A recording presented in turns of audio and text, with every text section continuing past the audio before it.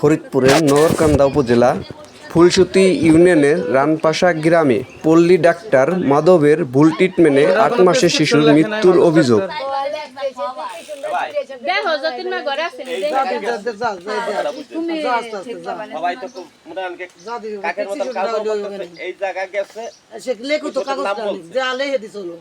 নাম বলছে সেই ওষুধ এই জায়গার নাই, সে আর কি একটা রিসিপ্ট করে দিছে ফুলসুটি গেলে এই ওষুধটা পাবেন, তাহলে ওই ওষুধওয়ালার কোনো দোষ না। এটা লোক দিছে কি নাম?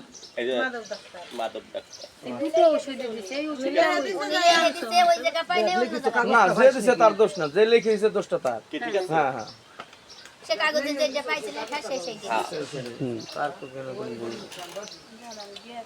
মাধব ডাক্তারের সাথে যোগাযোগ করলে তিনি ওষুধ লিখে দেওয়ার কথা অস্বীকার করে। আমরা জানতে পারছি যে গতকালকে জগার সন্তান 2 বছর বয়স, 2 বছর না কয় মাস? 8 মাস। কয় মাস বয়স? 8 মাস বয়স। উনি ওই আপনি নাকি মোনাস ট্যাবলেট দিছিলেন, যার কারণে ওষুধ খাওয়ানোর পরে তারপর থেকে অসুস্থ, এবং শেষ পর্যন্ত যেটা হয়েছে ওরা মেডিকেল পর্যন্ত নিয়ে গেছে। মেডিকেল থেকে যখন বলছে যে ইমার্জেন্সি আপনারা ঢাকায় নিয়ে যান, তো তারা চেষ্টা করছে ঢাকায় নিয়ে যাওয়ার জন্য, তো ভাঙা পার হয়ে পদ্মা সেতু যায় নাই, তার আগে মারা গেছে।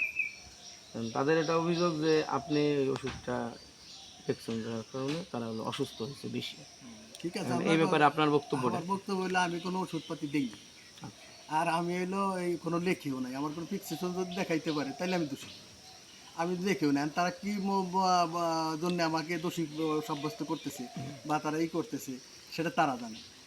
এই ব্যাপারে আপনার কোনো আমার কোনো নাই, জানাশোনা নাই না? আচ্ছা, ঠিক আছে।